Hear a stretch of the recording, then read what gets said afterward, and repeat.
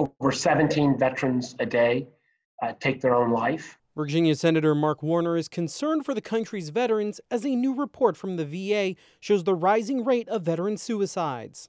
Veterans are at an increased level of risk for suicide than the average American. Retired Colonel Michael Hudson says the veteran suicide rate is almost 2 times higher than the civilian suicide rate.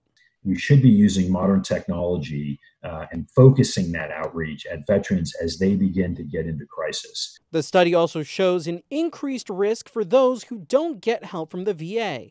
What we found is that 2/3 of these veterans who take their own lives have had no contact with the VA. Warner's bipartisan bill expands veterans' access to mental health services to reduce the rate and increase outreach from the VA and nonprofits. This is just an effort to marry these resources, and my hope is that we can bring these numbers down because they are still way too high.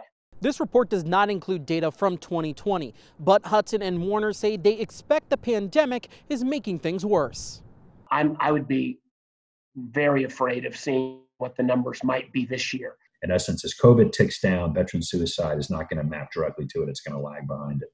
And Hudson says the numbers could continue to rise as we get closer to the holiday season. Reporting in Washington, I'm Basil John.